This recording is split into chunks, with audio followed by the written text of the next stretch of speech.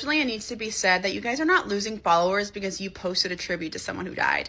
You're losing followers because you guys have been completely silent for the last 9 months after every single atrocity that has happened in this country. You've said absolutely nothing. And it took something tragic happening to someone that you like and someone that you care about to find this newfound consciousness, to awaken your empathy. And that's why people are unfollowing you, not because of the tribute, but because you are showing the world that your empathy has limits to those you care about and those you like.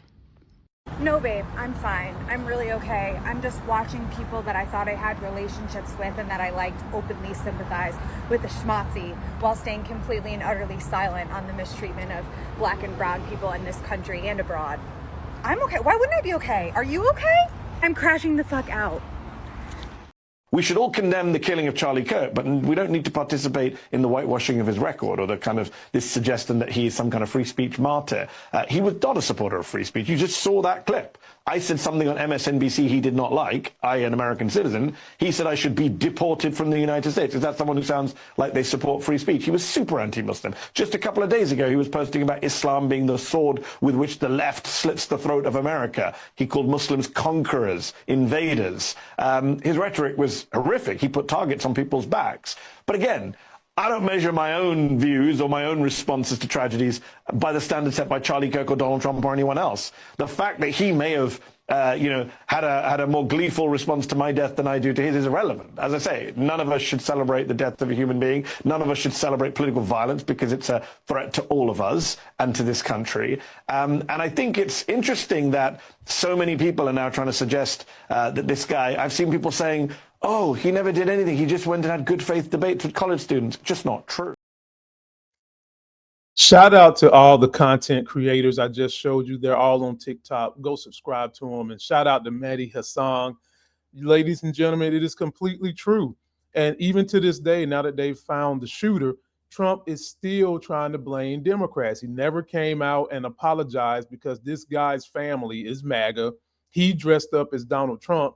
And now he's trying to say that the radical left's rhetoric is what caused this, when we just went through several instances where Charlie Kirk's rhetoric is likely why he got what he got.